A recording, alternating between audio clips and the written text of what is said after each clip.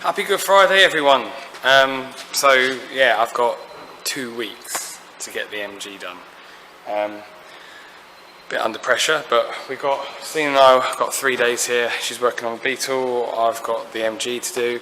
My plan is just to get the engine in. If I can get the engine bolted in, then over the next 2 weeks I've got plenty of time to do the wiring, get it running, and hopefully it will be fully working at Magnificent Motors.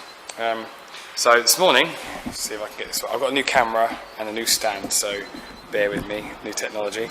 So this morning I am going to be putting my new input shaft into my gearbox. I was hoping to do a video of the whole process. Now if I undo the camera, there we go, look at that. Turn my screen around. Okay, I don't know if we can see here, but that input shaft there, is it there? If I zoom in, there's my zoom. I don't know if you can quite see, but there is a broken tooth. And that is going to cause a problem if I don't change it. I've never done one of these before. I've spoken to Martin, who does know how these are done. Apparently they're not too bad, take about an hour and a half, probably take me 3. But yeah, so that is my first job. Then I've got wheel housing. I bought a clutch fork. I think there's supposed to be a spring clip in here, which I haven't got, but I have. All I could find when I was googling was a little anti-vibration bush and a different pin. So I might try pulling that pin out, put the other bush in, and see how that works. And then after that, that is my engine. Oh, so I thought it was the engine of the Mini then. After that, I've got to make the engine and the gearbox together. In here, let's see if I can get the camera to see it. Can I see it? Oh, I can, there you go. Just in there is a little hole in the crankshaft. I have a bearing to go in there, which will support the input shaft. I'm hoping it fits. If not, I've got to try and burr it out a bit, drill it out, make it fit.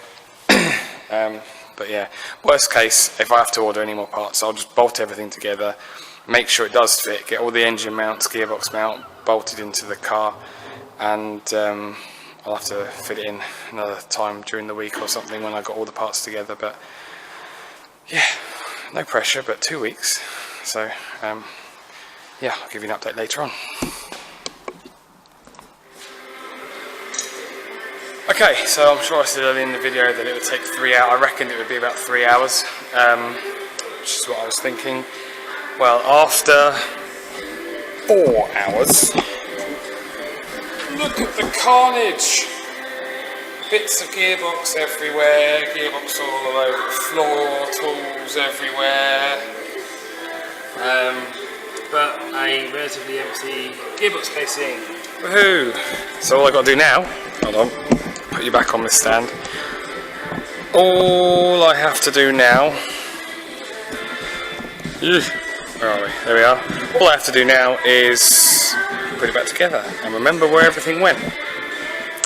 Wish me luck. So it's now Monday morning. I had yesterday off. Saturday took a bit longer than I thought to get the gearbox rebuilt, but we did eventually get it done. And if I show you how far we got. So, engine and gearbox bolts together. I haven't worried about putting the clutch in or the flywheel or anything like that. We were just trial fitting it. I've got these 2 lug holes here I need to trim down. They just won't quite clear the subframe. Probably going to take a little bit of metal off of here, and down here where you got the where the clutch cable goes through, I'm just going to take a little chunk out of here as well, just to help with clearance. Other than that, it didn't fit too badly. Front engine mount goes on here. Rear one is further back a little bit. In terms of, I've had to cut the heater channel out. All of this I'll tidy up during the week. I can put it outside, make up some plates just while doing it. I'm not going to have the heater, as you know. About here, the bell housing was touching the floor. only just touching, so I'm just going to knock that in a bit with a hammer later on. Yeah, the more I look at it, the more I'm thinking I have 2 weeks and all this wiring is still in here. My other wiring loom is on the floor over here, kind of half stripped down. Yeah, it's not going to be, that way, still getting used to this camera. It's not going to be the easiest job, but I have got a friend coming in to give me a hand, and hopefully, yeah, hopefully we should still get it done. At least if I can get the engine gearbox in and hopefully running, then I'll be happy. Driving be even better.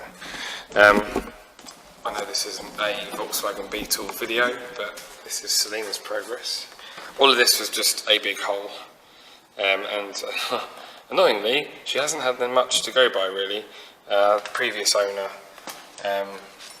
just welded floor to body, wings to body, wings to floor. So yeah, new heater channel.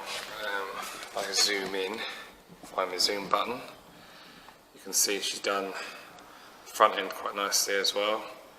I think what she's going to do later on today, if you can see it, is just around here along the inside there. Again, the back's all in there. So for someone who's not had much welding experience, she's doing a really good job. This side we haven't even started yet. It's not as bad. At least that side's got a heater channel in it. But yeah, she's got to cut that out, replace that one as well. And then it's pretty much a case of putting the car back together. Tripping over everything here now. Yeah, so hopefully I'll be able to give you a bit of an update later on, and we might actually see that in there.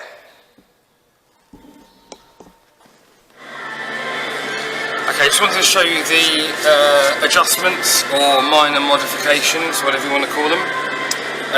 This is where the clutch cable goes through. I had to take a chunk out of the bell housing there to clear the subframe.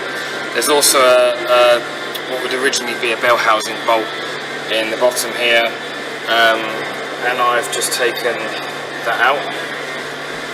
So grinding these two blind eyelet things, whatever you want to call them, down. There's a bolt there as well. I'm hoping I've taken enough. I might need to take a bit more out. I've taken the two front ones off as well. Apparently I didn't need to do that, but makes it a bit easier getting it in and out. I will have to grind these out to fit the starter motor as well. But at the moment we're just trying to trial fit the engine, and I've also taken the oil filter housing off. So yeah, that's that. I'm going to get in the car now, and then we'll have a look, check for clearance.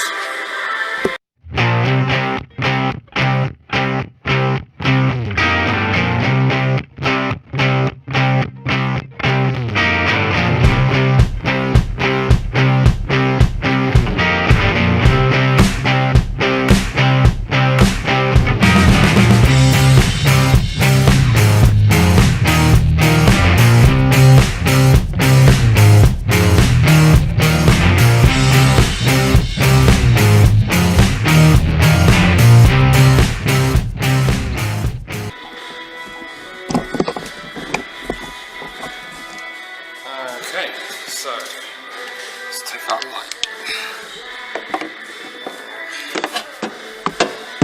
This is not easy doing this two-handed, one-handed camera. Let's do that. Right, change around. So down there, looks like we need just a little bit more clearance. That clutch hole is. The chunk I took out where the bell housing bolt was, that looks alright. Again, down here,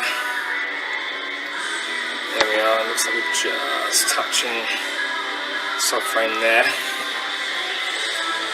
And around this side, we've got a very slight issue.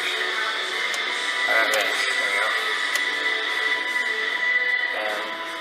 I did read someone had, you got a lip just along here, you can see it there.